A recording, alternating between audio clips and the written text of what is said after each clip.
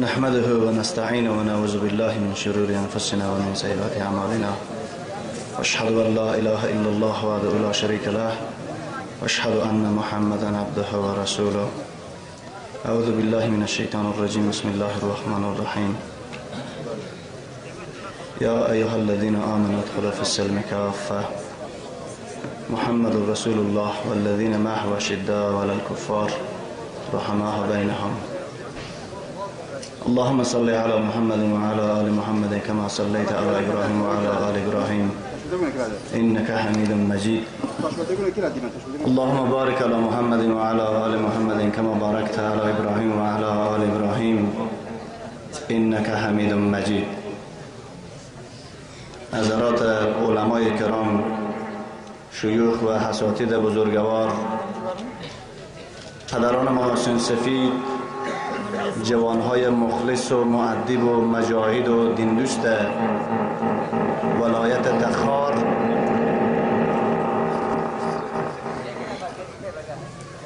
و بالخصوص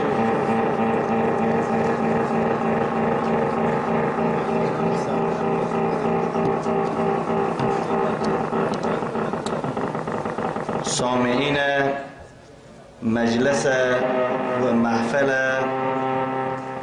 دستاربندی علمای ربانی، محبین کلام الله مجید و متبعین سنت و دشمن بدعت و خرافات و شرک و رایافتگان اصحاب و اهل بیت رسول الله صلی الله علیه و سلم و زندکنان تحقیق ائمه دین، السلام علیکم و رحمت الله تعالی و برکاته. ملت دین دوست ولایت تخار و اولسولی چی میگن اینجا؟ اولسولی انگیغله. واقعا این مجالس نشانه ایمان و تقوای شما هست. دوستای عزیز، مجالس ما و محافل ما عادت و رسم و حکم الزامی نیست. سبب و اسبابی برای ترقی عقیده من و پیشرفت و بیداری اسلامی و مقابله و مجادله و خنثی کردن اعمال دشمنان الله و پیامبر و اصحاب و قرآن کریم هست. در کاخهای سفید و لس آنجلس و بانکوک و در کلیساهای آمریکا و آسیا پیش از 5000 سال می شود که مشوره می شود برای نابودی کلام الله مجید و برای خاموش بودن نام محمد صلی الله علیه و سلم و غیرت و ایمان و حفت و تعرق ملکوتی و آدمیت انسانهای مؤمن که از جسم و سرزمین قلبشان چگونه بیرون نمایند. ما هم خواستیم برای خنثی کردن مشوره پیرزنهای آمریکایی و دختران و مردانشان یک مشوره داشته باشیم در این اولسولی. دستاربندی یا این محافل یک اشاره است به سوی خواسته های تمام قرآن کریم از ملت مسلمه.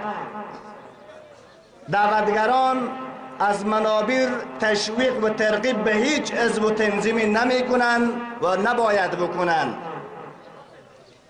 ملت ها از حزب و تنظیم ها و فرق ها خسته شدند. هر حزب و فرق دنبش از جای دیگر بیرون شد. زر کاسه هش نیم کاسه پیدا شد. اما یگانه کلامی که کاسه و نیم کاسه ندارد، ضعف و ضعف ندارد، عیب و اشکال و ضعف و زوال ندارد، در اولش گفته شده ذالک الکتاب لا ریب فیه. یقینا این کلام فلان فیلسوف و محقق نیست که نوشته باشد از اشتباه قلم خود معذرت میخواهم. در اول این کلام گفته شده که خالی از اشتباه است.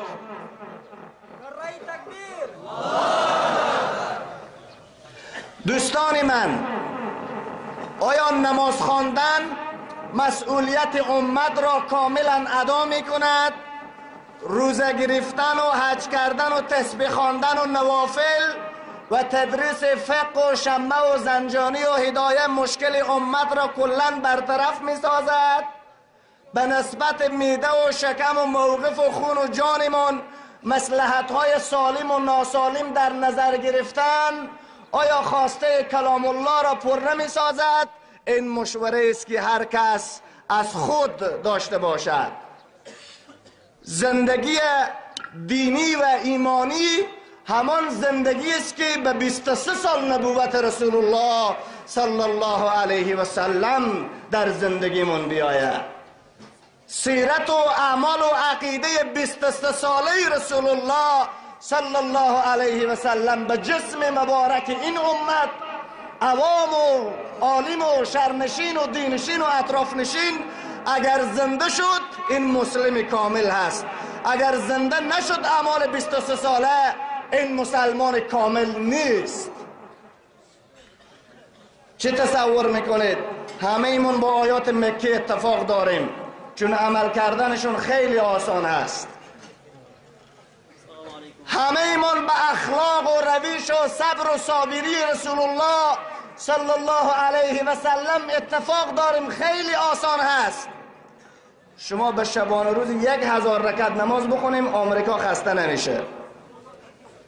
شب 15 تا قرآن تلاوت کنیم آمریکا درد دل نمیشه. شب 1000 رکعت نماز نفل بخوانیم کلیساها خراب نمیشه، رسانه های افغانستان اصلاح نمیشه.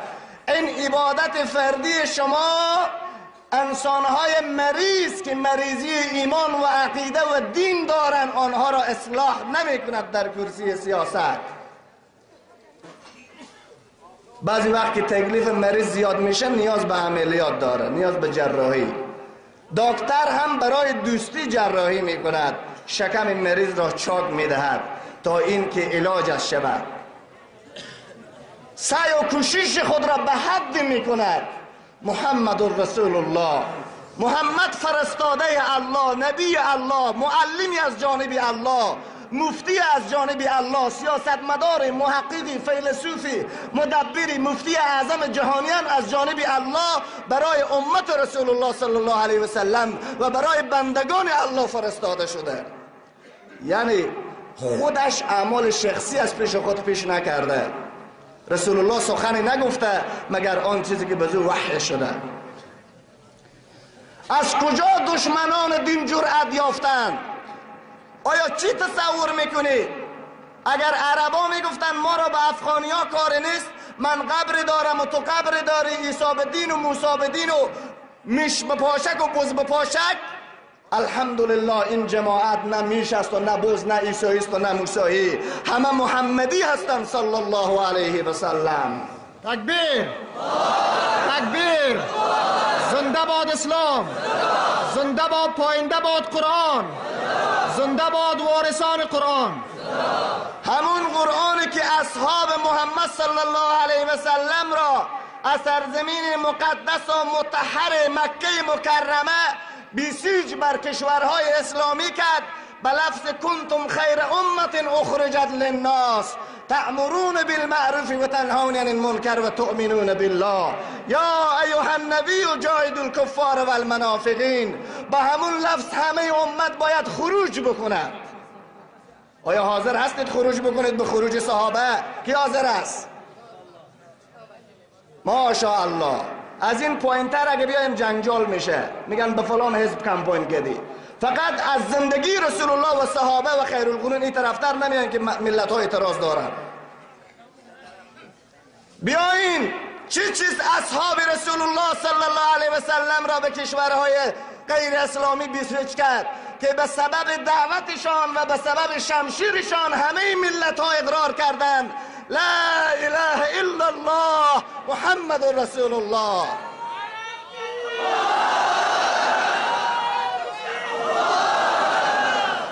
باید خروج بکنیم، باید بیرون بشویم.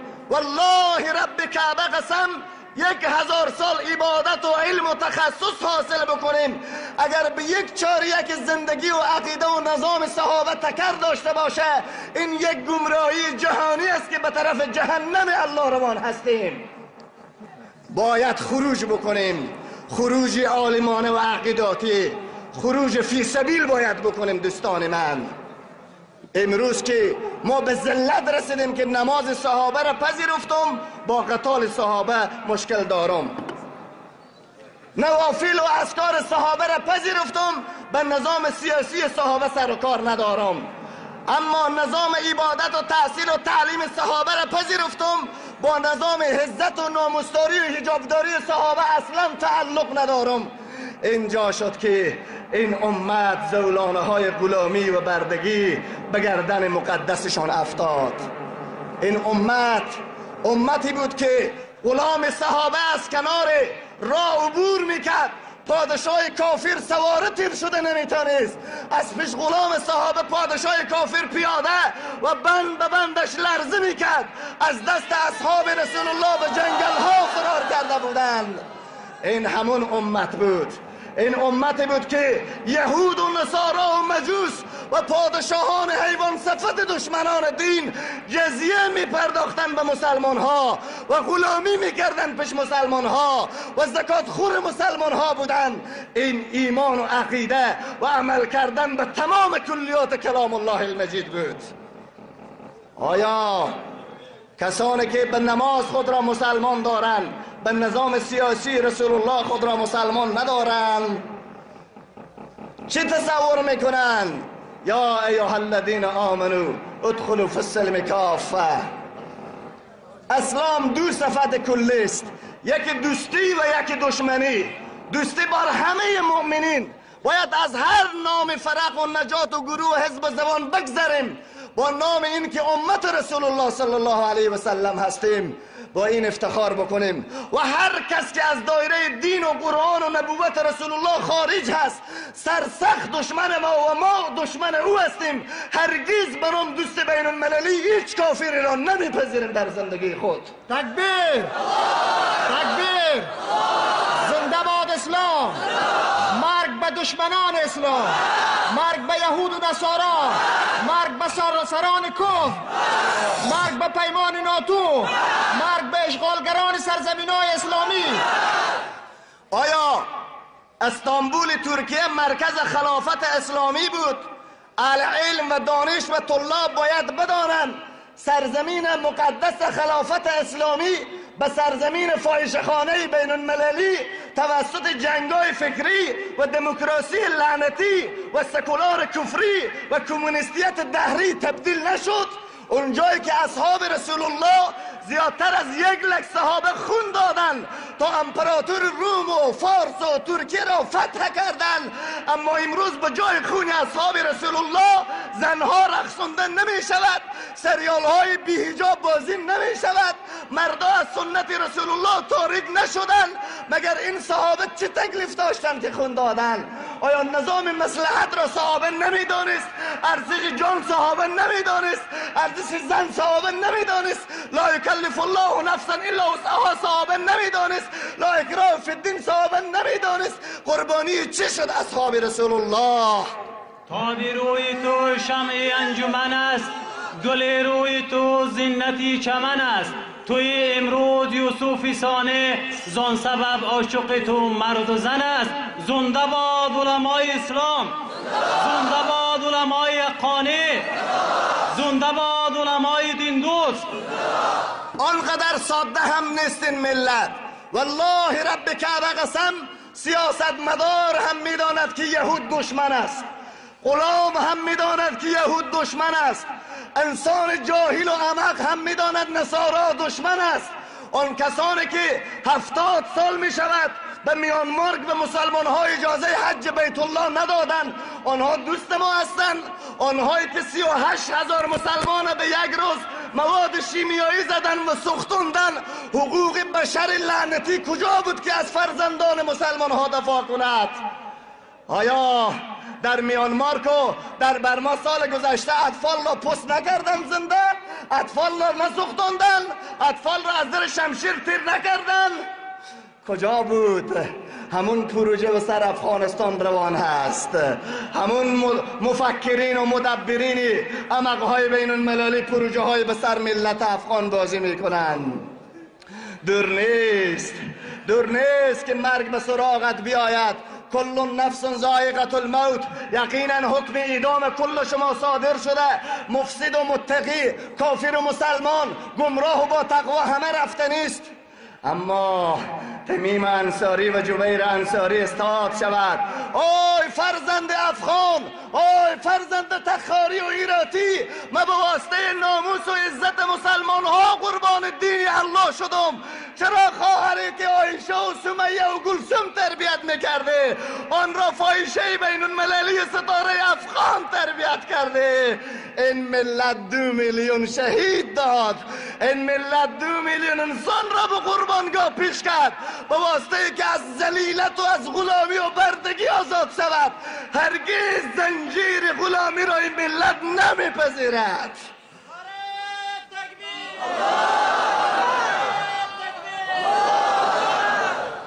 ما دهشتگر و وحشتگر نیستیم، ما افراطی نیستیم. ما میخوایم عامل به کلام الله و بنده مسلمان و مؤمن و با ایمان از دنیا بریم. آیا رسول الله صلی الله علیه و سلم در غزوه بنی قریظه با یهود چی رفتار کرد؟ چرا انقدر انسانها را از در شمشیر بیرون کرد؟ محمد رسول الله، محمد فرستاده الله است و کسی که به نبوت و به جهاد و به دعوت و به توحید رسول الله ایمان نداره اون کافر بین المللی است. با این کس شک و شبه نداره. بخونه 1000 سال نماز بخونه، بگه 1000 سال کلمه بگه 1000 میلیون دلار انفاق بکنه، باید زندگی 23 ساله رسول الله را ایمان داشته باشه. والذین معه اشداء علی الکفار. اصحاب رسول الله تاجیک و ترکمن و ازبک و پشتون، شافعی و مالکی و حنبلی، تبلیغی و وهابی و سلفی نام نداشتند.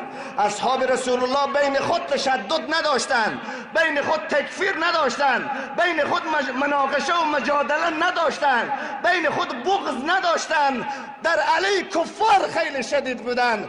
آی ملت اسلام، بیایید همیتون دشمنی خود را در علیه یهود خبیث اعلان بکنید. بیایید همیتون دشمنی خود را در علیه نصارای پلیت اعلان بکنید. بیایید همیتون دشمنی خود را با دشمن الله و رسول اعلان بکنید. نکنیم امت را از این پیشتر چکه نکنیم. این امت بیچاره را دیگه پارچه نکنیم.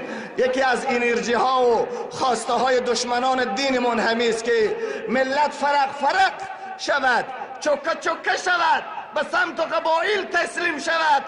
باید یک ملت واحد بوده باشیم، در علیه کفار سختگیر بوده باشیم.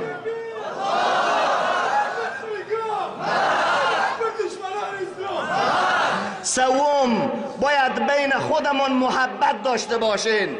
محبت زبانی نه، به زبان نه، باید از دل محبت داشته باشیم. امروز جسمایمان به هم ملوث است، دلهایمان میلیارد کیلومتر از هم فاصله داره. نشستایمان نزدیک است اما دلهای ما خیلی از هم دور است. باید دلها را نزدیک بکنیم. بس از خودنمایی و ریاکاری بس است، بس از شهرت و القاب والله قسم هلاکت است بر ما. بیاییم که کمک مخلص بشیم. شرط اول اخلاصی است که فرائض و واجبات و سنن و مستحب و آداب را مکمل انجام بدهیم و بعد اعلان بکنیم به پیشگاه الله که من مجرم هستم، من جنایت کردم، من حق عبادت تو را ادا نکردم، من ملامت هستم. شأن و بزرگی و عزت و جلال و پاکی تو بالاتر از این زحمت ما است. این اخلاص است. عمل را از ناپاکی ها پاک بکنین. صدیق اکبر رضی الله عنه در غزوه تبوک تمام مال را می آورد. رسول الله صلی الله علیه و سلم می پرسد ای ابوبکر به خانه چی گذاشتی؟ میگه نام الله و رسول را گذاشتم. نام الله و رسول برایم کفایت کننده است. دیگه باید در راه الله انفاق شود. اگر کیسگک برنج به مدرسه دادی سر مدیر مدرسه منت نکن. پاداش دهنده مدیر مدرسه نیست، پاداش دهنده شیخ عبدالبصیر صاحب نیست، پاداش دهنده تو الله است. تجارت و معامله که 1 ساعت و 10 ساعت و 10 کیسه بوجی برنج به مدرسه کمک کردی، به الله کمک کردی و پاداش تو الله و بهشت الله و شفاعت رسول الله صلی الله علیه و سلم هست. باید در راه الله انفاق را یاد بگیریم. عبدالرحمن ابن عوف رضی الله عنه در یک روز 700 شتر را صدقه می کند و برعکس ببینیم زنان آمریکایی هم چوکی های سمتی، پارک های تفریحی، نل آب و گروپ برق را کش می کنند، میلیاردها دلار سرمایه گذاری می کنند. یک سریال هندی 1 لک دلار، دیگه سریال ترکی 1 لک دلار، دوبلش 1 لک دلار. رسانه های مزخرف و بیدینی که از آن به او جایگاه نداره، قرآن تلاوت کردن نداره، ملا و دعوتگر اجازه گپ زدن نداره، از ماده 24 قانون کفری باطل دموکراسی لعنتی خبیث، آزادی بیان در چوکات فحشا، آزادی بیان برای علما بعد از بیان توقیف. ماده 3 قانون اساسی میگوید عمل خلاف دین شدن نمیتونه مگر بانگوی سودی با جواز قانونی، مگر ستاره افغان با جواز قانونی. فساد اداری جز خوراک و عبادت این امت. اینها همه چال و مکر و فریب است که قرآن کریم 1400 سال پیش معرفی کرد. یهود و نصارا مکار هستند. الله و مؤمنین و مسلمان ها در علیه مکرشان مکر میکنند. ما تا کدام لحظه ما انتظار ذلت بکشیم؟ دزد به خانه داخل شد، تجاوز جنسی را شروع کرد و تو جناب میری از مفتی صاحب پرسان میکنه که دزد را بگیرم تنبیه کنم یا برایش بوتل پروتئین و انرژی بدم که بخشش باشه، کلسیم و شهوت شما خیلی مصرف شده. این فتوای ایماقانه است. اصلا قرآن کلام الله است، قابل کم کردن و زیادت نیست. نبوت و 23 سال دعوت و ارشاد و جهاد و قتال رسول الله میار کم کردن و زیادت کردن نداره. زندگی و قربانی اصحاب رسول الله صلی الله علیه و سلم مکتبی اساسی است که اگر ملت ها عمل کردن با آیت جهاد و قتال و دشمنی بر یهود و نصارا را تا پی القاعده و تروریست میگذارند، اگر کشتن و شمشیر زدن رسول الله را در احد و بدر و حنین و به اصطلاح در غزوه بنی قریظه سربریدن یهود را تروریست و دهشتگر میشناسند، دشمنان بدانم که اگر محمد تروریست بوده ما همه یک تروریست جهانیستیم. به این تروریستی یقینا تا لحظه یک قطره خون باشه ادامه خواهد دادیم. نعره تکبیر، نعره تکبیر، نعره تکبیر. زنده باد اسلام، زنده باد پاسداران اسلام. مرگ به دشمنان اسلام، مرگ به دشمنان محمد. پاینده باد راه محمد. آیا در زندگی 23 سال دعوت رسول الله جنایت های متنوع یهود از شکمبه شتر انداختن بر سر رسول الله، از آب دهن پرتاب کردن تا به سنگا به پاها سنگ زدن، تا شیب ابی طالب محاصره اقتصادی کردن، دخترها را به طلاق مواجه کردن، همین جنایت هایی بود که یهود در علیه رسول الله صاحب اخلاق، صاحب مصلحت، صاحب بصارت، صاحب حکمت کردند. اما همین یهود جنایت به او سرحد نرسید که در دوران رسول الله و صحابه قرآن را به تیر زده باشند، مگر بعد از دورانی که اعمال و عقیده و جهاد و سیاست رسول الله و صحابه از بین امت رفت. گاهی وقت از قله های آمریکا اعلان شد که قرآن به تیر زده می شود، گاهی وقت اعلان شد که عکس خنزیر کشیده می شود و رویش محمد نوشته می شود، نعوذ بالله. گاهی وقت اعلان شد که قرآن در زندان ها به دشویی انداخته می شود. گاهی وقت گوانتانامو و ابو غریب آماده شد که حتی انسانهای مسلمان و مصلح و متقی و بی مصلحت و بی محافظه‌کاری ناسالم را حتی به سگان جنگ دادن. آیا این یهود از کدام آدرس دوستی ما شده است؟ ما از همه سیاستمداران خود من مطالبه میکنم شما هرگز به حزب‌ها و فرق‌هایی که به نام فلان و فلان با او در جنگ و در درگیر هستی به اینها ایمان نیارین. شما به قرآن کریم سراپا ایمان بیارین. اگر قرآن گفته باشه با یهود بجنگ، دشمنی کن، سختی کن، آیا این ملت حاضر است بکنه یا حاضر نیست؟ کی حاضر است که به یهود دشمنی کنه؟ کلام الله گفته باشه. بس خلاص. جمله دوم همیست، اگر پلیس است، اردوست، امنیت ملی است، پارلمان و ریاست جمهوری است، اگر قرآن کریم را به دست خود میگیرد و اعلان میکند که قانون اساسی همه ایمان سیاستمدارها قرآن کریم هست، با هر حرف این قرآن مکمل ما ملت و سیاستمدار و منصوبین عمل میکنیم. من از شما ملت میپرسم، شما غلامی و سربازی همین حکومت را میکنید یا نمیکنید؟ اگر این نظام و سیاست دشمنی خود را با کلام الله، با منهج رسول الله اعلان بکند، آیا آماده خون دادن و قربانی هستید یا نیستید؟ پس ما دهشت و وحشت نمیخواهیم، ما جنگ و جدال نمیخواهیم، ما امنیت و صلح در پرتو قرآن. دوستانمان، از خونشم نظرم تنبیه کردن و تنقیص کردن هیچ شخصیت های دعوتگر نیست. بیاییم وحدت کنیم با دموکراسی، کلا هرگز نمیشه با کفر وحدت. بیاییم وحدت کنیم با قانونی که دختر و پسر، زنا و فحشا، محرم و نامحرم، حرام و حلال، کفر و باطل، مسلمان و متقی، عالم و جاهل، متقی و با تقوا و گمراه، همه یک چیز باشد. آنچه با قرآن تکری باشد با اون وحدت نمی شود. آنچه با نبوت و بعثت رسول الله تکری باشد با اون وحدت نمی شود. من یقین دارم که همه ملتمون الله را دوست دارد، سیاستمدارای ما الله را دوست دارند، اما کمک مریض شدن، بیچاره حال هم پشیمان هستند. فلهذا اگر میخواهیم که یک بنده مؤمن و مسلمان و موحد و یک تاپرست در بهشت الله داخل بشیم و از جهنم الله نجات پیدا کنیم، به یک کلام، به یک صدا بگید که به قرآن باید عمل کرد. به چی عمل کرد؟ و دوم، انسان که افراد و تشدد وابسته با انگلیس، وابسته با پاکستان و ایران و آمریکا نبوده، اون محمد صلی الله علیه و سلم بوده.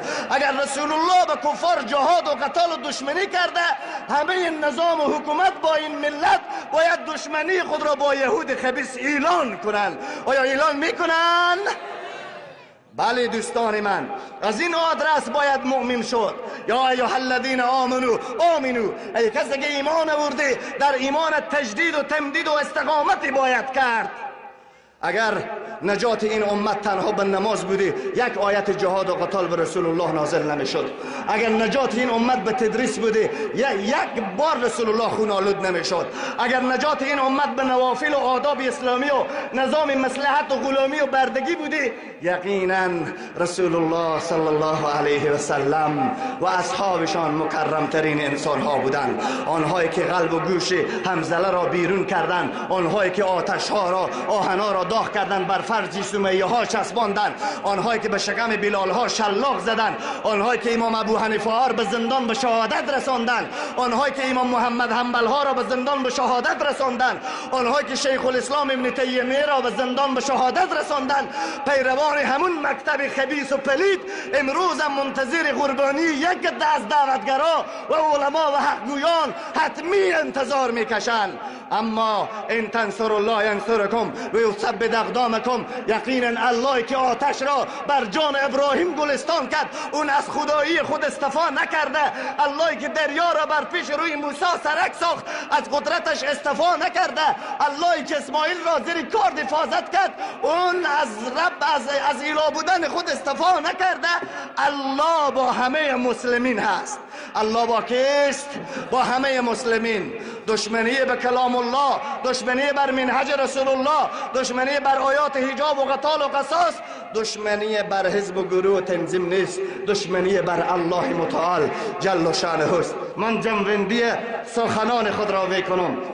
رسول الله صلی الله علیه و سلم سیاستمدار بود و نظام حکومت داشت، وزارت دفاع و داخله داشت، وزارت اقتصاد و تعلیم و تحصیل داشت. زن خود را به نظام تعلیمی، به تبلیغات کفری که امروز میگن زنها نظام تعلیم و تحصیل در اسلام ندارن، این دروغ پوچ هست. ام المؤمنین عایشه رضی الله عنها 2210 حدیث از رسول الله حفظ میکند، مفتیه هست خدیجه الکبرا دعوتگر و تاجر پیشه هست که 6 مرد کافر به دعوت خدیجه الکبرا مسلمان می شود.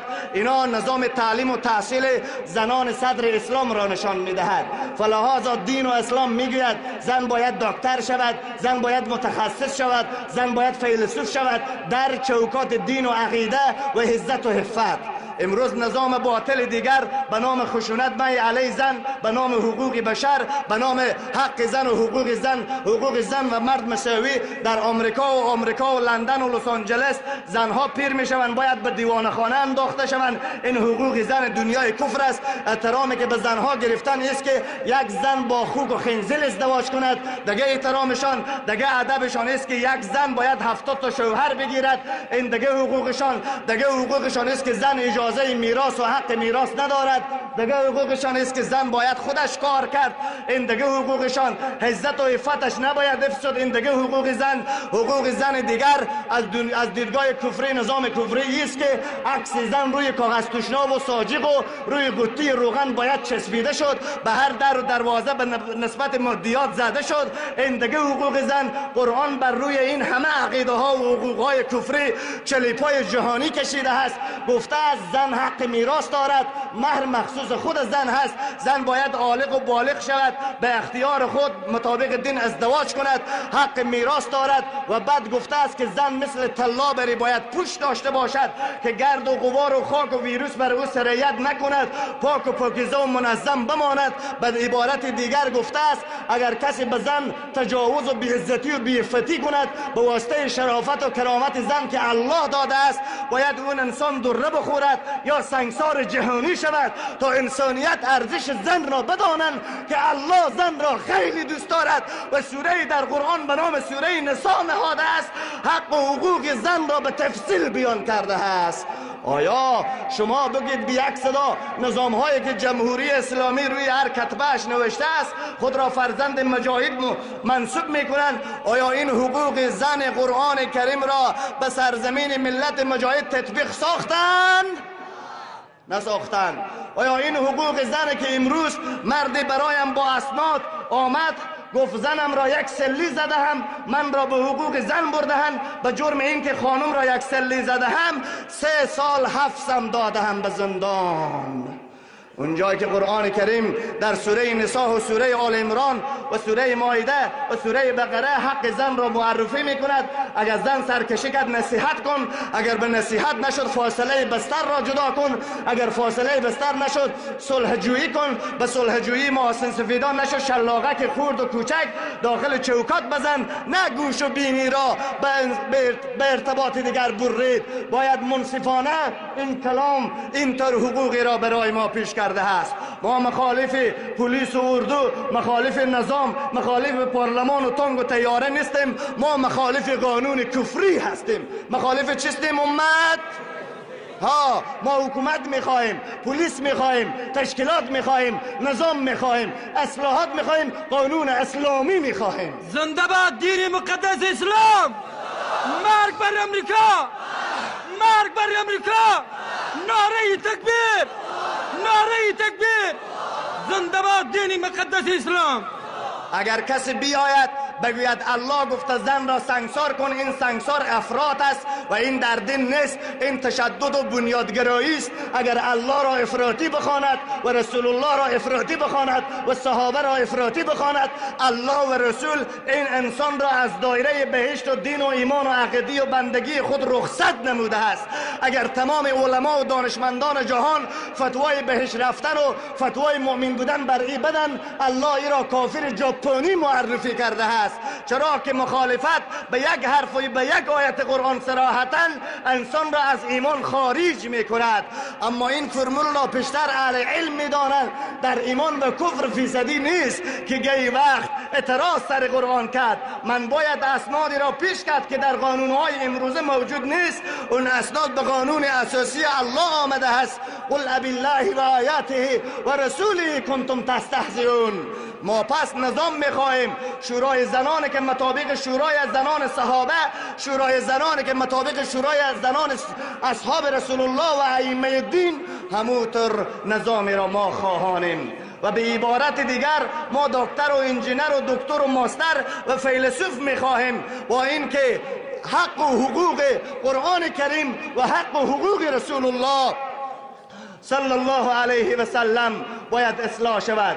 جنبندی گپایمون ایست که اگر نظام افغانستان سلامتی و تندرستی ایمان و عقیده و رضایت الله و بهشت الله را دوست دارد، باید به تمام زندگی و به تمام عبارت قرآن کریم تسلیم شد.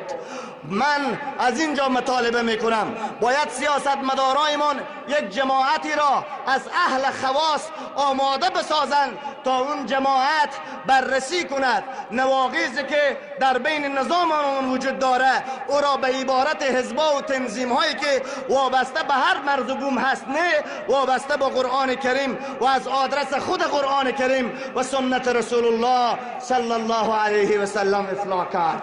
مطالبه اخیر من است که شما ملت مخلص و دیندوست مدارس را آباد کنیم، مدارس را آباد کنیم، آبادی کمک مالی جانب مدارس داشته باشیم، به حلقات درس تفسیر و حدیث و عقیده اسلامی به نزد علما زانوی تلمس بزنیم، وحدت خود را حفظ بکنیم و کوشش کنیم از شقاق و نقاق و حزب و تنظیم و فرق آزاد بشیم. رسول الله صلی الله علیه و سلم فرمودند کسی که به قومیت و حزبیت و به اصطلاح کسی دعوت کنه والله رب کعبه قسم ذره ایمان نمیبره.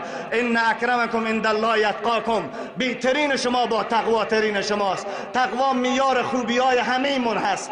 پس اگر ما نظام سعادت بخواهیم باید تقوا را پیش کرد، تقوایی که مطابق کتاب الله و سنت رسول الله و رویش صحابه کرام رضی الله عنهم اجمعین بوده و ائمه دین هم خلافشان کار نکردن.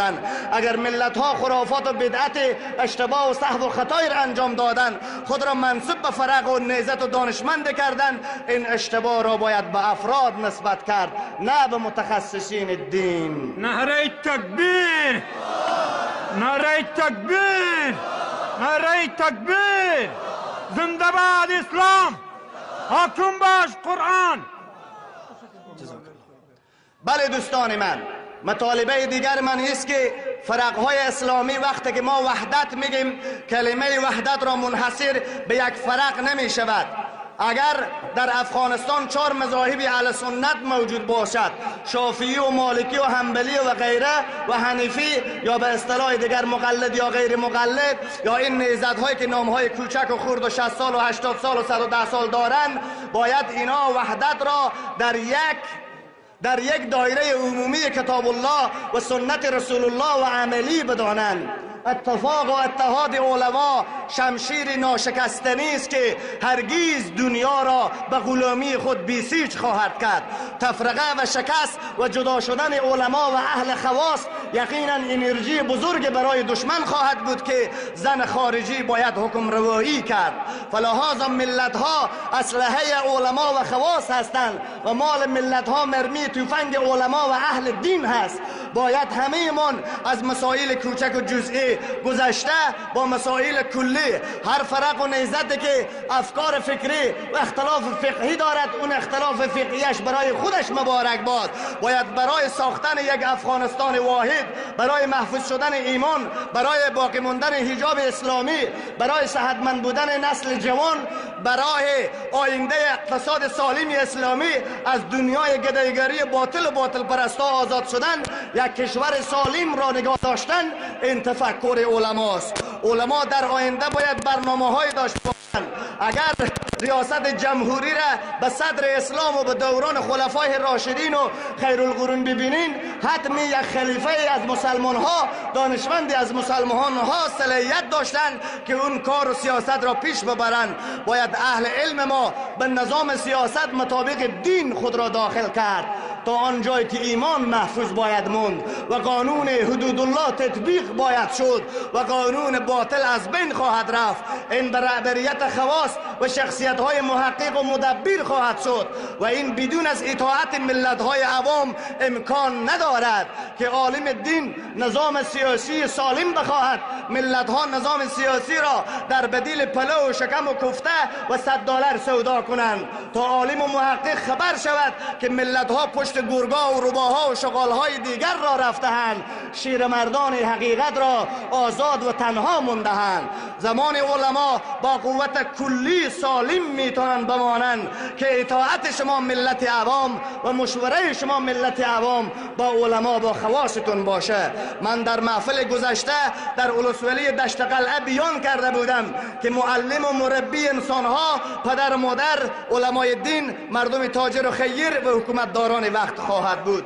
اگر حکومتداران وقت زندگی بعد از مرگ را دوست دارند و دوست دارند با محمد صلی الله علیه و سلم و فاروق اعظم و صحابه حشر بشن، دوست دارند با نظام سیاست مدارای صحابه حشر بشن، دوست دارند بهشت الله را ببینن، دوست دارند از جهنم نجات پیدا کنند، دوست دارند که این ملت سربازیشان را بکند، این سیاست مدارا به نزد علما باید زانو زد و قانون اسلامی را مطابق کتاب الله و سنت رسول الله بدون از مصلحت باید در نظر باید گرفت. الله جل شانه به گوینده و شنونده توفیق علم و عمل و اخلاص بده. قابل تذکر است که جناب دعوتگر مشهور و معروف کشور ما و شما مولانا عبدالقاهر حفظه الله هم 100% آمدنی بودن در این جلسه، به علت یا سببی یا در مسیر راه شاید نرسیده باشند. اگر رسیدن بیانشان را میشنوین و اگر نرسیده باشند سوء تفاهم و سوء قصد نشود. 100% آمدنی بودن، اما جماعتی از علمای مرکز کابل به دیدن و به ملاقاتشان آماده بودند، به همون سبب شاید مصروف شده باشند. یقینا اخلاص شما مردم، پاداش شما با الله جل شانه است. السلام علیکم و رحمت الله و برکاته.